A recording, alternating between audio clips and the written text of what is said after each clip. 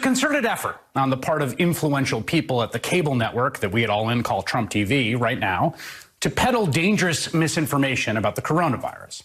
Call it coronavirus trutherism. And the question at issue is one whose answer should be obvious to everyone. Is this disease really as deadly as the vast majority of experts tell us it is, as we've all seen with our own eyes?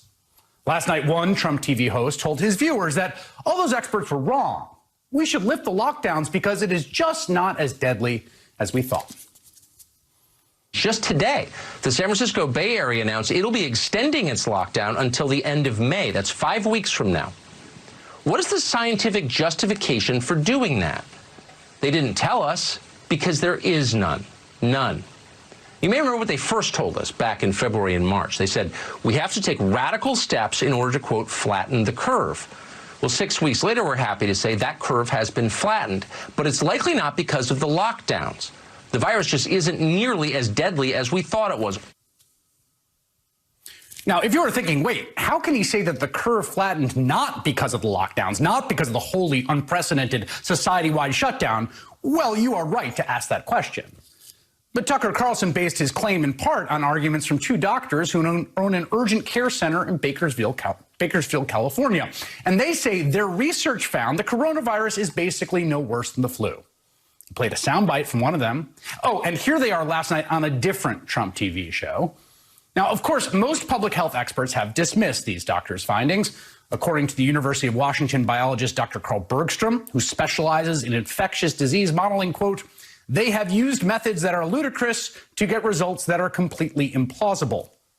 Two national physicians groups describe the doctor's claims as reckless and added this, quote, as owners of local urgent care clinics, it appears these two individuals are releasing biased, non-peer-reviewed data to advance their personal financial interests without regard for the public's health. Their personal financial interests. Get this, even YouTube took down a video interview with these doctors for violating their community guidelines. And the notion peddled by these doctors and wallpapered all over Trump TV is that this virus is not as deadly as we thought. That is simply not borne out by the evidence. Much of this nation has been locked down for weeks, and the virus has still killed nearly 60,000 Americans, roughly as many as we lost in the entire Vietnam War. And remember, that is almost certainly an undercount, because it is based, at least on part, on confirmed cases.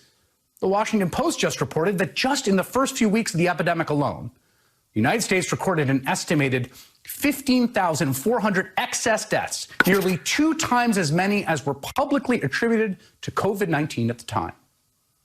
In New York City alone, even with the lockdown and the streets empty and no one in the office buildings, the virus has killed at least 1 out of every 500 people in the city. Think about that. Think about walking down a crowded New York City street, how many people you would see. There is a reason that many of the employees of Fox News, which is based in New York, are working from home right now. At least someone there understands why it is important to continue to keep physical distance. Now, the question of precisely how long lockdown should last is a difficult one, and there is no single black and white scientific answer. But as for the scientific basis for lockdowns, well, the science is literally the germ theory of disease.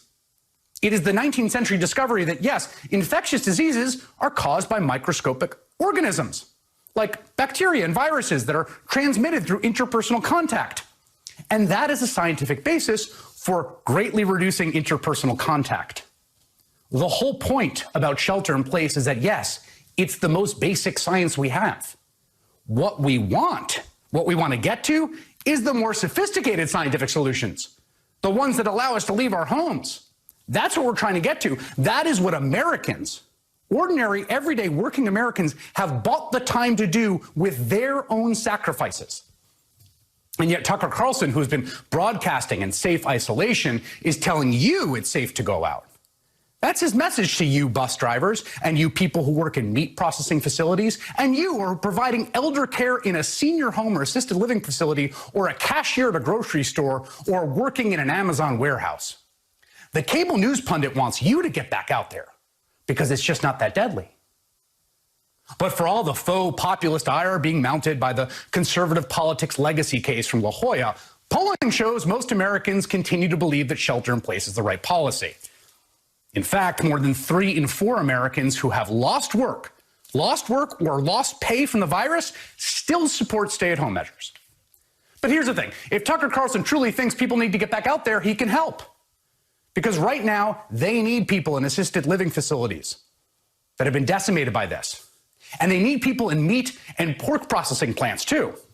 They've lost a ton of people to this disease. So get in there if you think it's that bad. Go chop up some pork. At the beginning of this horrible period, the president, along with his lackeys and advisors and propagandists, they all minimized what was coming. They said it was just like a cold or the flu. The coronavirus is the common cold, folks. It's a virus, like the flu. The far more deadly, more lethal threat right now is not the coronavirus. It's the ordinary old flu. I'm not afraid of the coronavirus, and no one else should be that afraid either. This is a flu. This is like a flu. And when told became too great, when the facts could no longer be ignored, many of these same people started taking the virus seriously. And yet now, after nearly 60,000 of our fellow Americans have been lost to this vicious virus, they are back to where they started, suggesting it's not that dangerous. And look, we all wish this wasn't as bad as it is. It would be wonderful if we could just have everyone go back to work and to school and not see a spike in infections. God, I wish that were the case. But that's just not how this appears to work. I mean, look, we're always learning. And maybe we're going to discover new techniques that do work. Heck, I am more than open to actual evidence about the best policy path forward in terms of opening and lockdowns. But the virus is as deadly as experts warned, and those we've lost to it are gone forever. A tidal wave of grief and trauma has been unleashed upon this nation in large part because the president and his enablers would not listen. And no amount of cynical whataboutism or politically expedient wishful thinking or junk science is going to change that brutal fact. You might remember about a month ago, there was this whole weird thing with something called the Defense Production Act, a 1950 law that basically allows the president to direct private corporations and companies to prioritize orders from the federal government. The president did not want to use that act to force companies to produce ventilators and protective equipment because they did not want to put the heavy hand of government down. Never mind the fact that it had already been invoked hundreds of thousands of times in the Trump years, fairly routinely. Well, today they came up with a use for the Defense Production Act that they think is not too heavy-handed. And this one involves making sure that people go to work in meat processing plants, which have been at the center of some of the largest coronavirus outbreaks in the nation. The president just signed an executive order to that effect tonight. And according to an analysis by the Washington Post, more than 30 plants have had outbreaks, with at least 3,300 workers falling ill. At least 17 have died. Production is already down at least 25%, according to industry analysts, and further shutdowns could dramatically reduce the supply of meat. So the workers will be sent back. Now, it remains an open question whether the workers will be sufficiently protected, working in a close environment where people stand shoulder to shoulder for hours.